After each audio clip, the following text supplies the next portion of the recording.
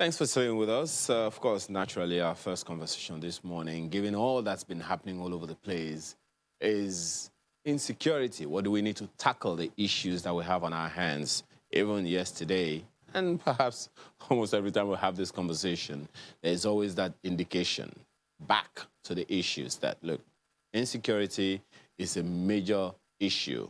We deal with insecurity, we have dealt with so many of our problems at the same time.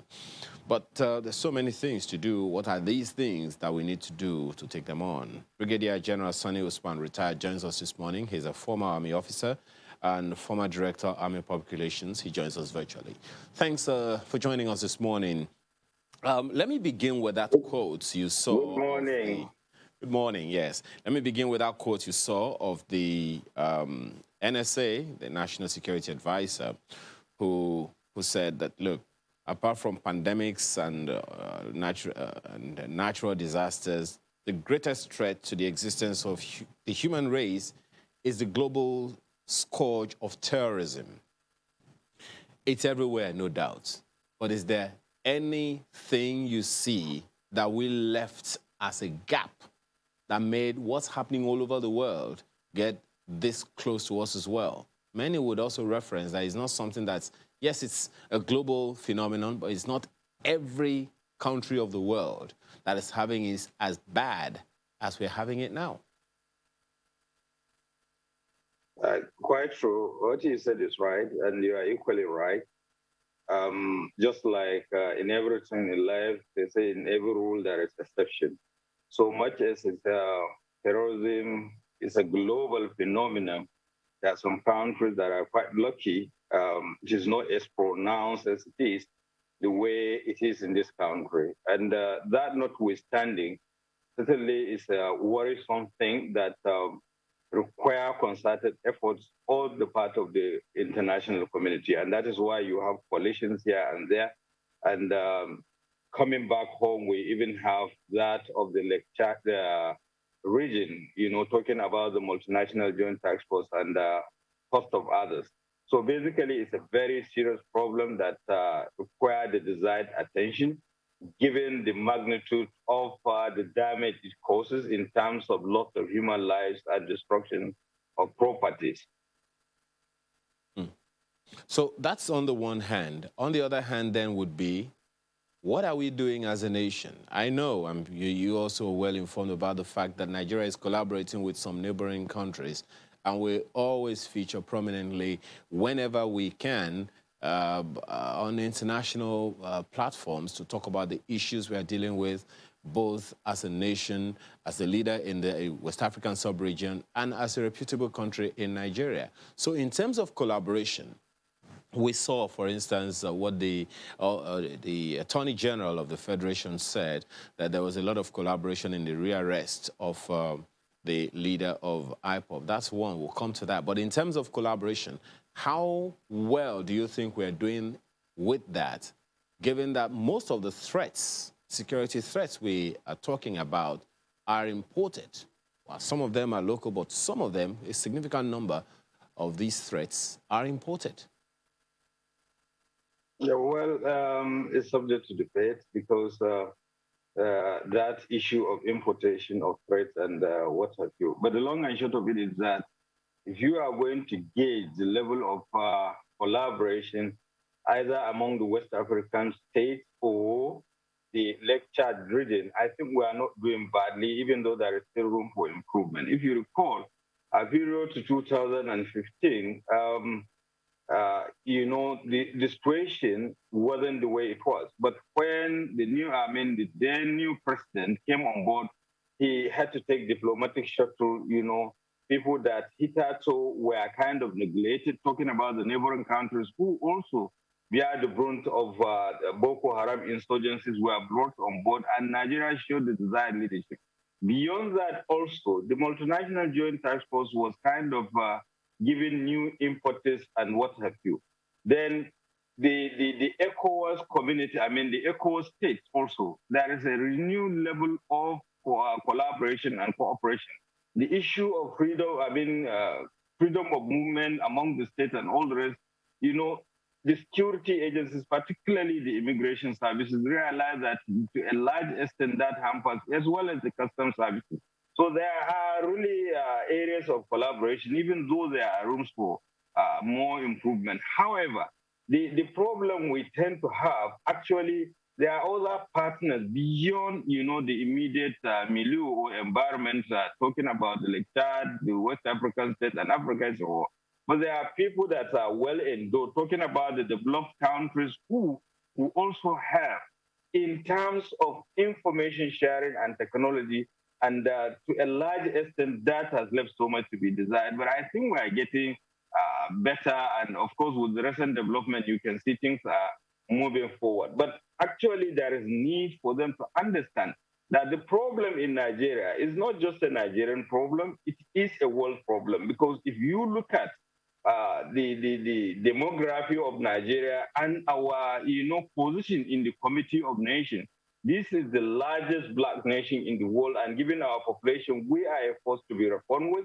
So whatever that is happening in Nigeria, they should show more interest beyond the issue of human rights. There is need for them to assist in strengthening democratic governance and, of course, training and equipping of the military and other security forces. With that, you can be able to have peace in Nigeria and, of course, peace in the world.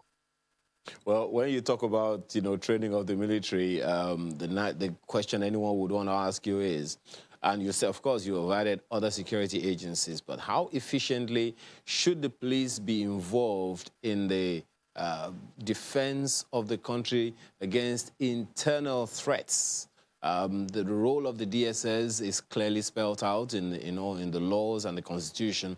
The role of the police as the lead agency in internal security is also clearly there in our faces. How well do you think we are doing in that regard? Because there are those who are wondering, if we are giving so much responsibility to the military, where in the universe is the Nigerian police in all of these issues? Well, I think if you are also going to give, if you are going to look at it, I think we have not done well. Why? Because if you look at it, period to 1999, we all agreed in this country that democracy is the best form of governance. And it comes with the requirement and understanding of the fact that things take time. And the fact that we are coming out of military administration that has been there over time, there are things that need to be put in place. And one of those things is a credible and efficient policing system. And I kept on saying, there are countries without military, but there is no country without a policing system. And no country will ever live in peace if it doesn't have an efficient and professional policing system. Therefore, to what extent have we invested in the training, equipping, and the welfare of the police over time? If you look at it, the percentage, if you are going to, is negligible. And if we are going to have peace, or we are going to have, security in this country, we just have to go back to the drawing board and make sure that we have the desired policing system in this country. That means the numbers have to increase, the equipment has to increase, and of course, training has to improve. I mean, it is not just all this ad hoc training. And I know there are complaints here and there, possibly because the police is equally overstretched and overwhelmed. That is why you don't have that. And I know that, recommendations have been made. Take, for instance, the stratification of the police. Where are the police mobile force? To what extent have they been training? What is the exact number? And how many of these policemen and officers are really doing the policing duties as against attachment to the individuals? These are issues that we have to critically look at. And we have to go back to the issue of the legal framework.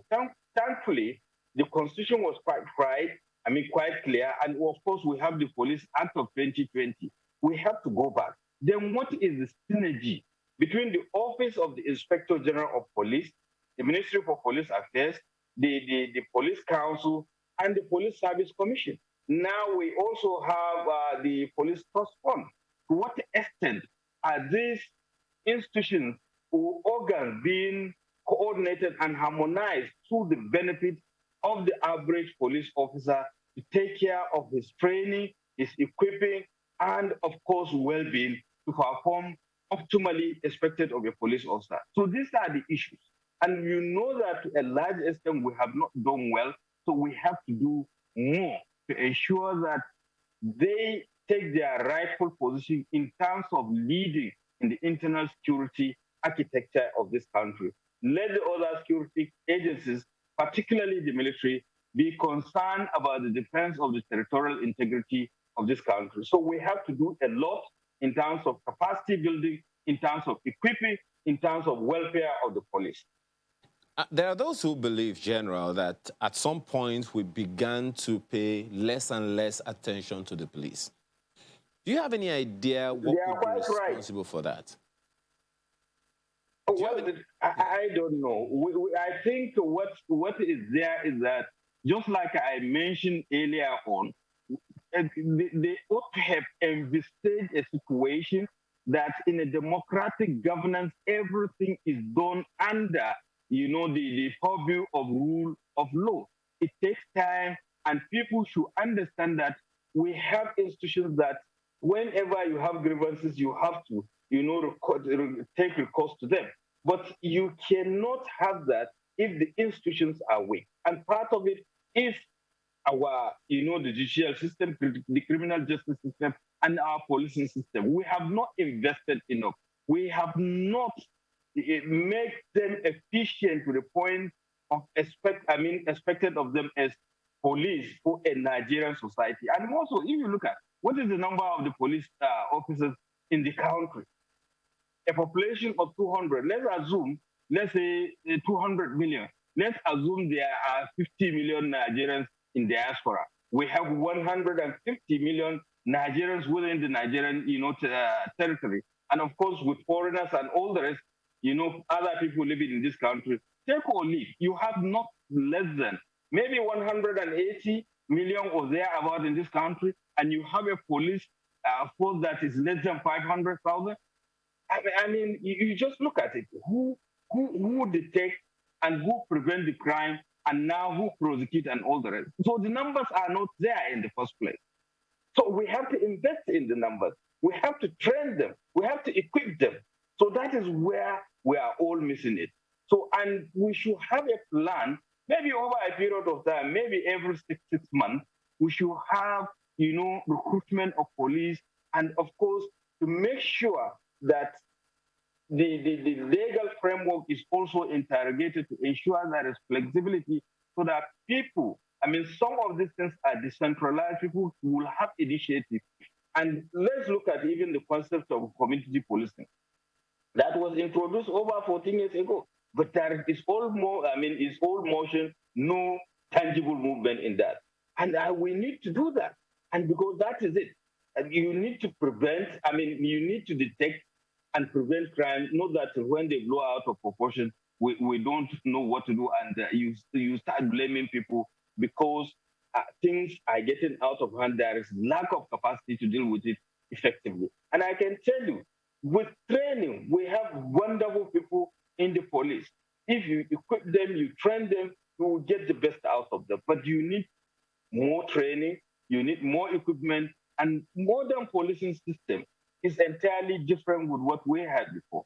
If you look at within the last 20, 21 years that we have had democracy in this country, to what extent have we, invested in the, the security architecture, particularly in the police? Well, there are those, some of the officers, the management of the police will also tell you that even the numbers of the policemen that you have talked about includes those who work in the offices, those who drive, those who are not really in the core service, but in the support service of the police system. But then, are you in agreement with those who say that we have an over-centralized police structure in the country? Talking about the policing system. Do you agree with those who feel that the policing structure should be multi-layered and multi-tiered. So we have the federal police, you talked about the police mobile force, the state police, and then the community policing that you mentioned earlier. Do you agree with them? Yeah, look, there is nothing wrong in having multi-layered police. We have seen it in other countries. But the most important thing is that there should be proper cooperation and coordination and synergy of effort among that, the components that make up the policing system. We have seen it in Italy, for instance.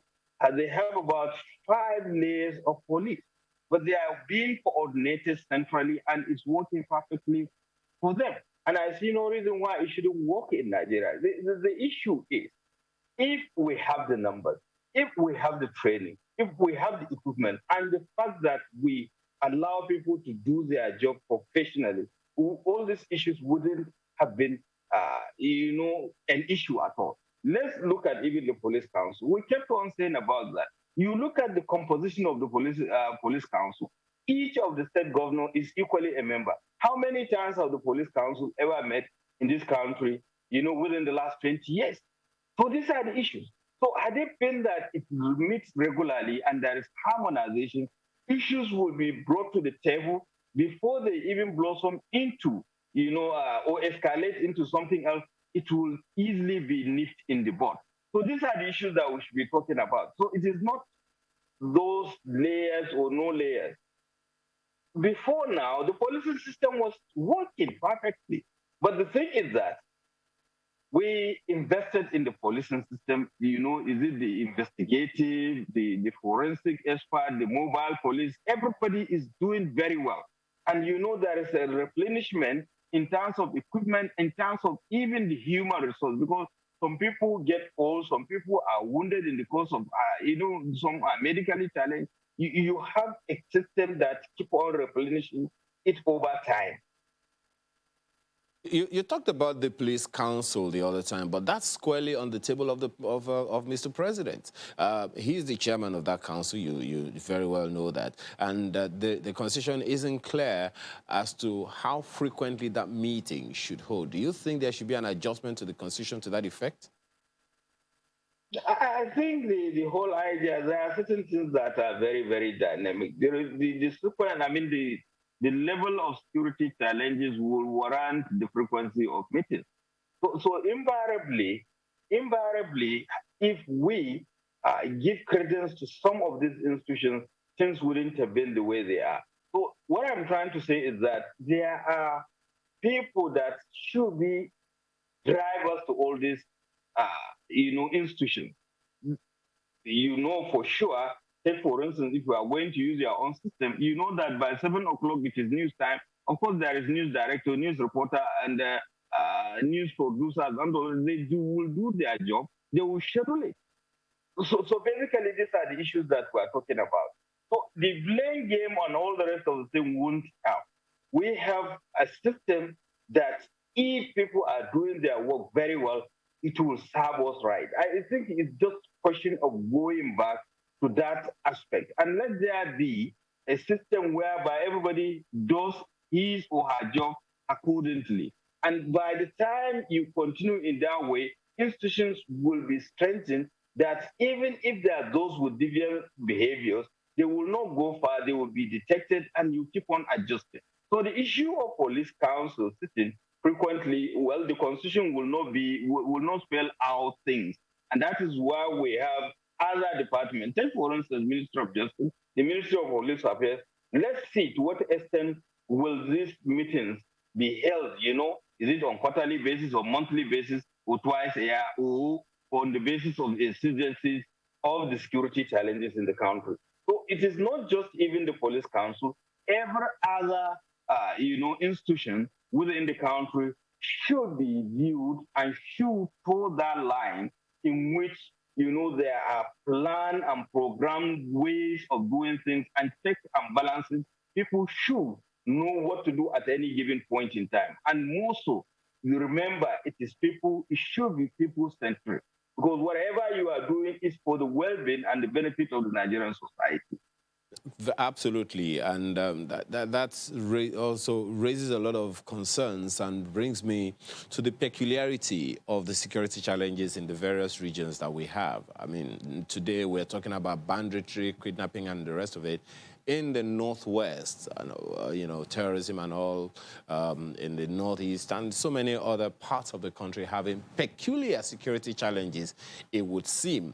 Just was it yesterday or day before yesterday, we saw an investigation that says that bandits and the terrorists are incentivizing people to recruit them into acts against the state, pretty much recruiting them and paying them to the effect.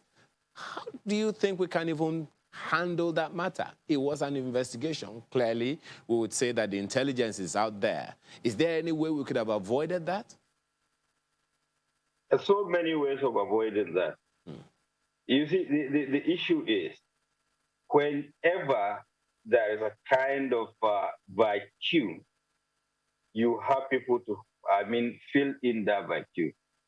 Take, for instance, let's look at the local government system. To what extent is it working? They are supposed to be very close to the people, and most of these problems are even local. When it comes to election time, you know the word, the polling booth, and all the rest of the thing. These people have been eating in some of these bushes, committing atrocities.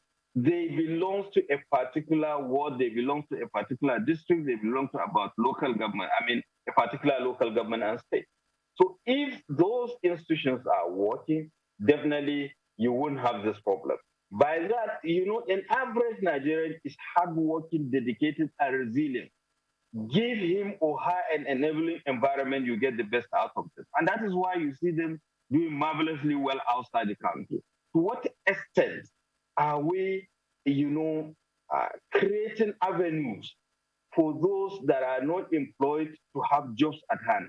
And those who are into other entrepreneurship, what extent are they getting loan? What are the incentives? What are the safeguards and what have you? These are the issues that, so if somebody is having that kind of affinity and, the sense of belonging, it is very difficult for anybody with dubious intent to come and lure him or her into some of these criminal activities. Most of them, they were forced to go into it because they have to keep body and soul together. And that is where the government comes into play.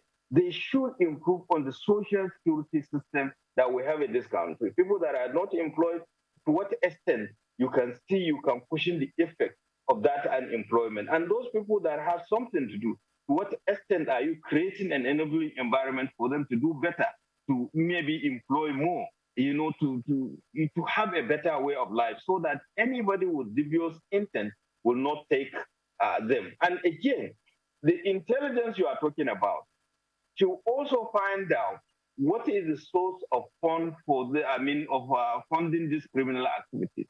Yes, we all know. Take for instance the bandit.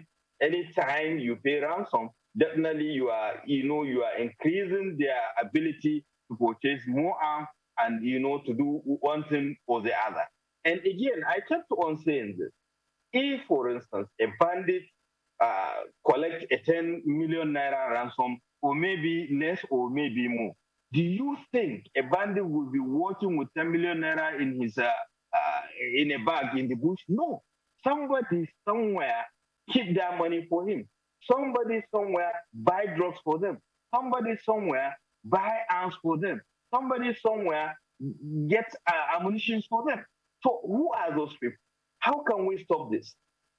These are the issues. The proliferation of small and medium arms, and even now the new industry locally, manufactures arms within the society. Common motorcycle now, they are now recalibrating it to serve as some components of small arms in the Nigerian society. So how do we stop that? And how do we, arrest the flow of illicit finance, to these criminal groups? So these are the issues. So it's a kind of delicate balancing, and it's a holistic thing that we have to look at. So the issue that you are talking about, recruitment, you may not completely, eradicate it, but at least it will be reduced to the barest minimum and people within themselves. And again, most importantly, beyond that, is the level of security education among the Nigerian society. We see it. People sometimes they go into these criminal activities unknowingly, Well, because the General, criminal always think ahead.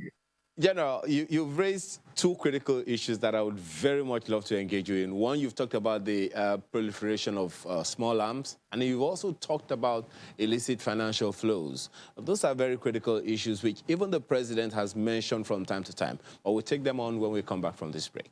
Just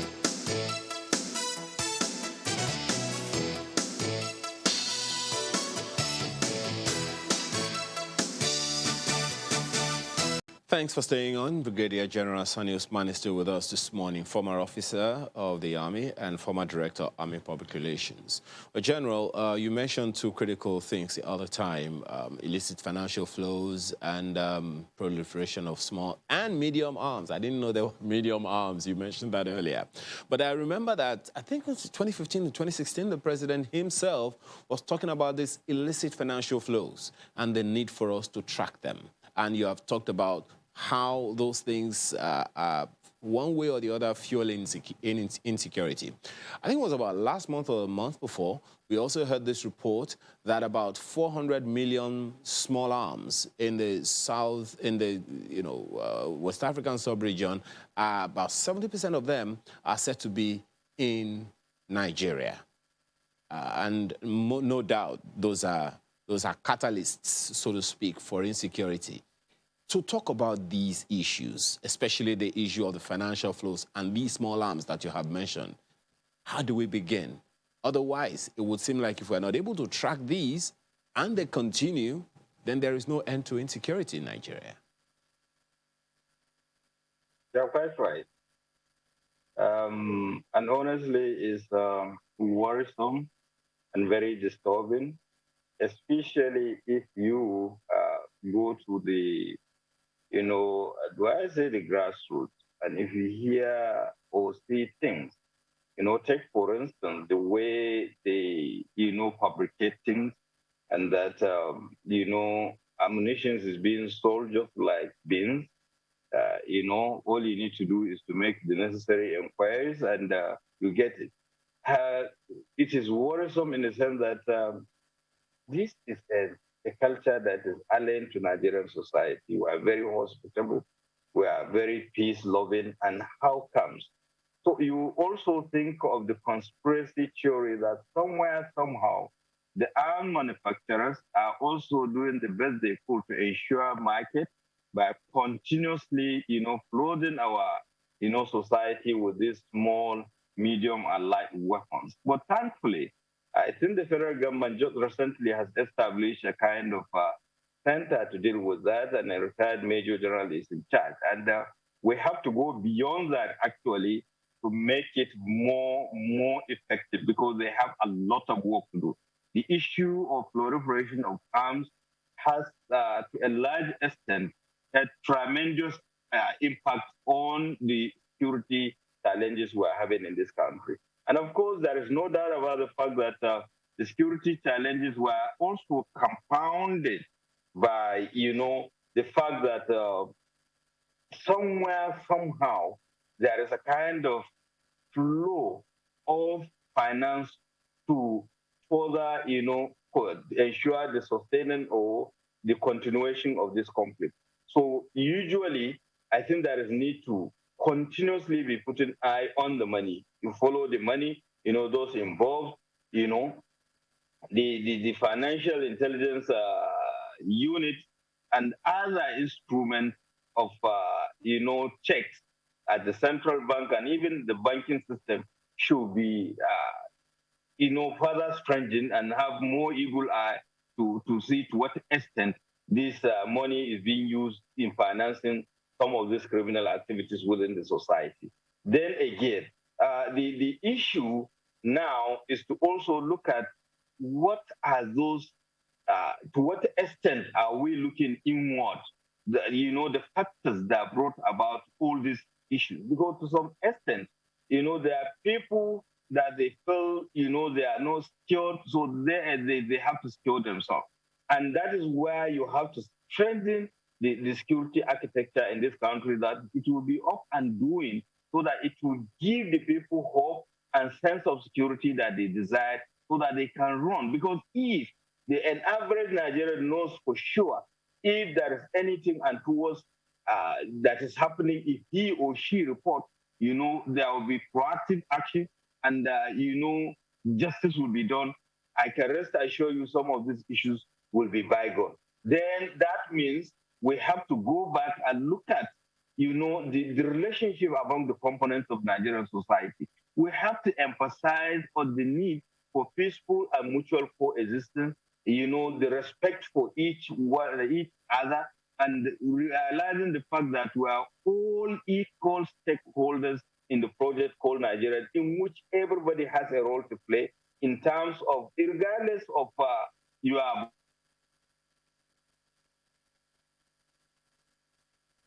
Oh dear, I'm pretty sure that we'll have Brigadier General Sonny Usman back. Okay, well, General, please go ahead with what you're saying. We lost your connection for a bit. Yeah, I think a call was coming in. It was coming in and was able to put a stop to it. So just like I was saying, the issue again is having a holistic approach to the security challenges in this country so that an average Nigerian will have a fair, understanding of the fact that, look, he or she is equal stakeholder and has a role to play, and, then again, beyond it again, the global nature of these security challenges require, bilateral and multilateral approach towards mitigating these challenges.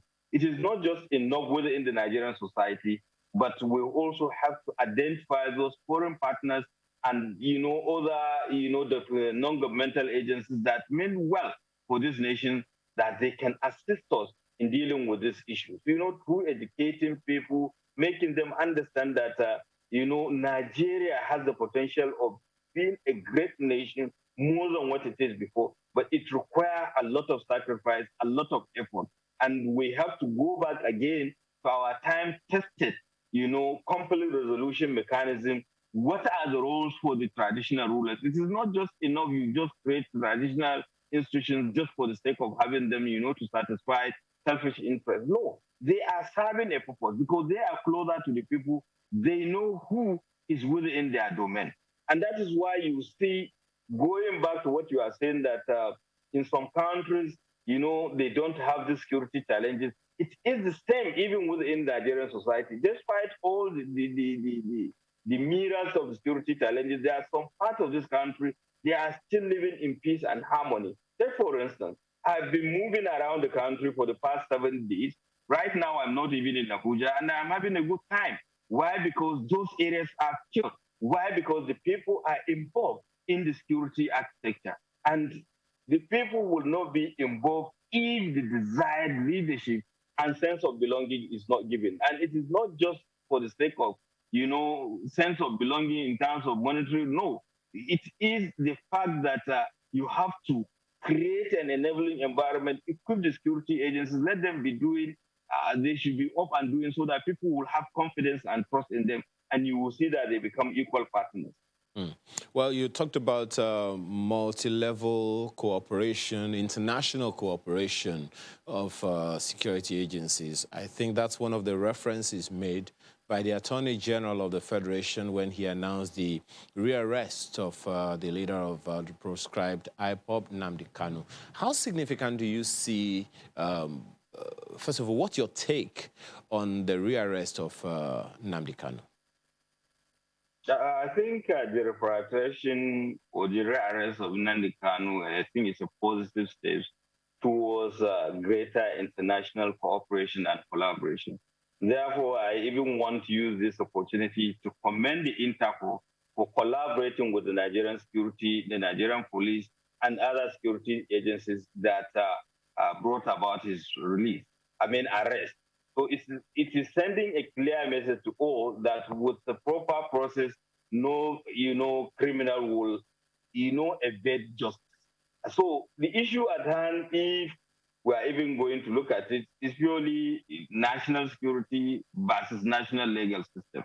And the starting point is just to look at the circumstances that brought us to the point we are in, now. The incidents of last Sunday, which is the arrest, and of course, yesterday, the press conference by the Honorable Minister of Information, in which he gave details. And it is heartwarming to see that they did not even waste time in arraigning him before a competent court of, jurisdiction. So when you look at his activities, this was somebody who was standing trial, and on hell ground he was given bail, and he jumped the bail, and he flouted the bail conditions and what have you, and to the detriment of Nigerian society, I mean security, to the detriment of Nigerian security. So these are issues that everybody should have a fair understanding. The fact that somebody is trying to destabilize a particular nation, you cannot just fold your arms and think that it is a Nigerian problem. It has the capacity of affecting you.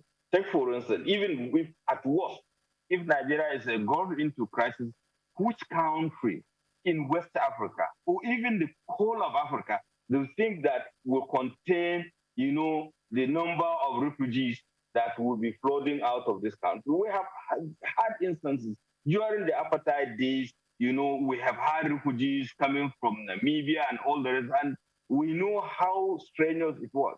And just not quite long in the years gone by, we have had instances from some of the West African countries, when we had the Sierra Leonean crisis and the Liberian crisis. So people should look at it from that perspective and understand that there is need for more cooperation and more collaboration among the international community so that we ensure a semblance of peace and security in the world at large and among the community of nations as it is.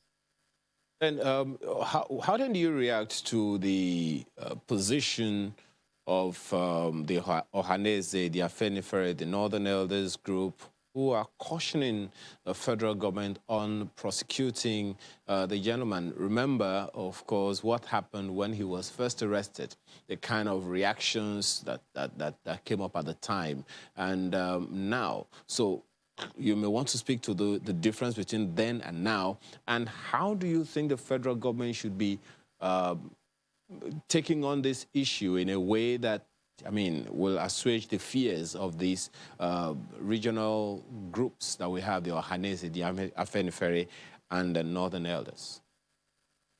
Well, I think first and foremost, I would like to commend the Southeast political leadership for this associating themselves with the struggle and reaffirming their place in the Nigerian state. Okay? And of course, coming to the North, we also need to commend them, for, their tolerance and understanding and sense of maturity, including the youth, for resourcing to, take a legal, process of resolving issue. And that is exactly how it is supposed to be. And I think the federal government has shown clear sincerity of purpose by arraigning him before a competent court of law. And I think what is desirable now is to allow the judiciary to do its work and let them be dispassionate and look at his case on the basis of his merit, and let there be diligent and speedy trial to ensure that justice is served to him and, of course, victims of his action. And government, again, should go out of its way to ensure those, particularly those police and other security agencies that were killed in the process or injured, something has to be done.